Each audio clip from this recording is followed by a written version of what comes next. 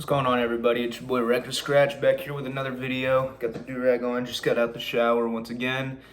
And today I just kind of wanted to talk about Bootleg Records and like the consensus behind it that it's bad to have them. To be honest with you, my personal opinion is I don't care. Like, if I can't get the record anywhere else, I'm gonna have to get the bootleg because that's just how it goes, I guess. There's no rhyme or reason to it. It's just, some people have records that they have on vinyl and some don't, straight up.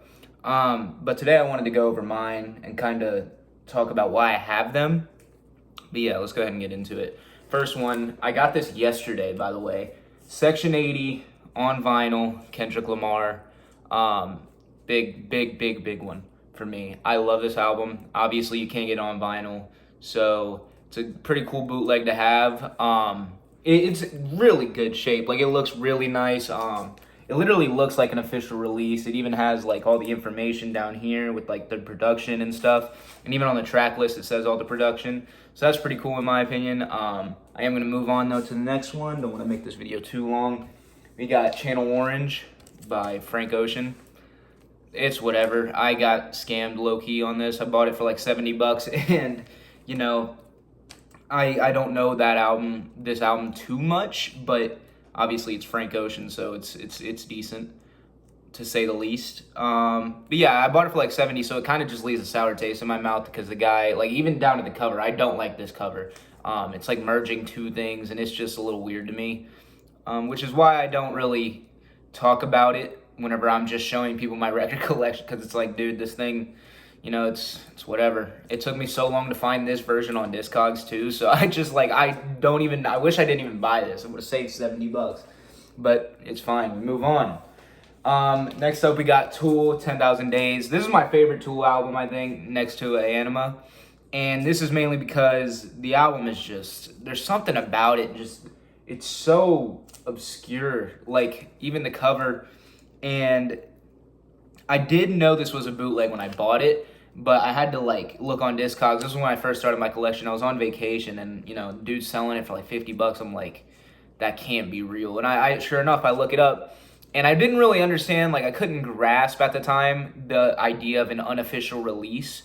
And I was going back and forth whether I should buy it or not. And I ended up just deciding to because, I really do think this is a once-in-a-lifetime kind of find. You're not going to really find this much unless you are seeking it out. I found this in a record store, like, by my lonesome, just scrolling through their records.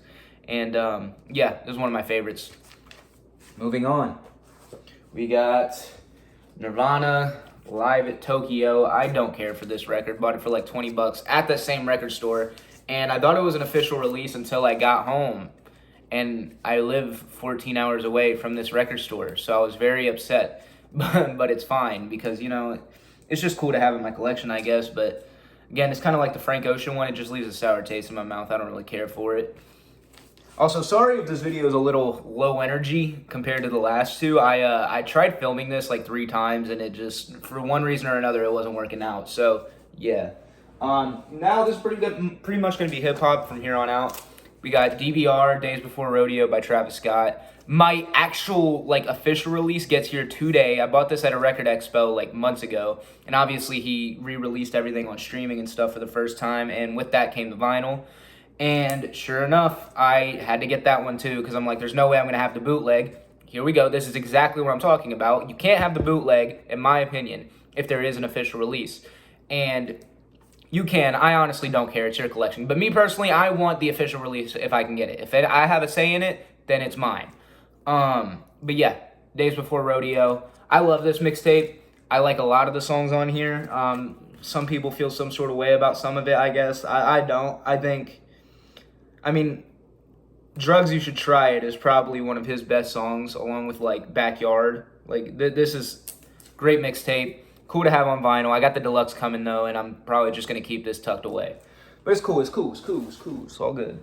Next up, we got the Kanye stuff, because Kanye loves to be a nerd about this kind of thing. We got Graduation, and I also have this on CD right here, which has never been played.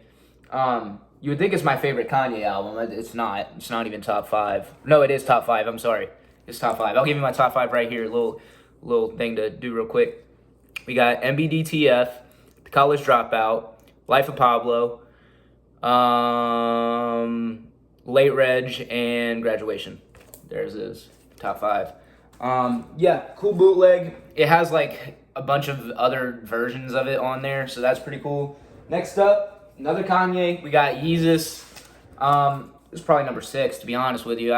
Kanye's got some disgusting albums. Like, I'm talking, he has got some numbers, bro.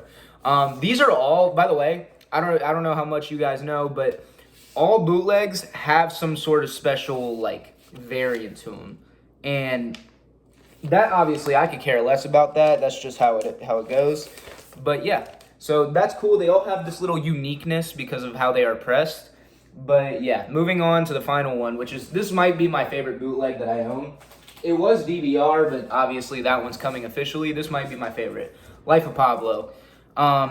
There's something about this album that just like brings back something for me, which is weird because I was in like 8th grade when the joint came out. So I really don't know what I'm talking about. But actually I was more in like 6th. But regardless, we got a lot of songs on here, just absolutely classic. And you know, some people I feel like feel some sort of way about this album, but when you have songs like No More Parties in LA, especially now with the whole Diddy thing, it's like, bro, you gotta wonder what was going on in Kanye's head. And I love this album. You got Famous, obviously, iconic. Sorry, I'm getting a text message. But yeah, that's my bootleg collection. And at the end of the day, it doesn't really matter, you know, to anybody else. As long as you're happy with your collection, it, you know, whatever, do your thing. But yeah, that's my thought process. I really only get them if I can't get them anywhere else. There's only one bootleg that I would get even if there's an official release. And this is like one that I'm trying not to buy the bootleg because the official release is just so much cooler.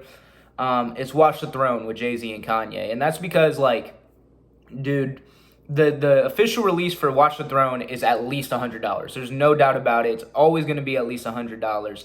And they do these represses in like random spurts, and it instantly sells out immediately. Like, I've only had one chance to get one before, and I missed it because I was low on money. That was it. Like, it's so tough to get that vinyl.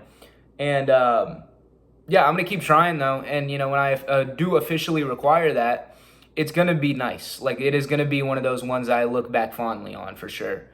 But yeah, that's it. Y'all have a good one.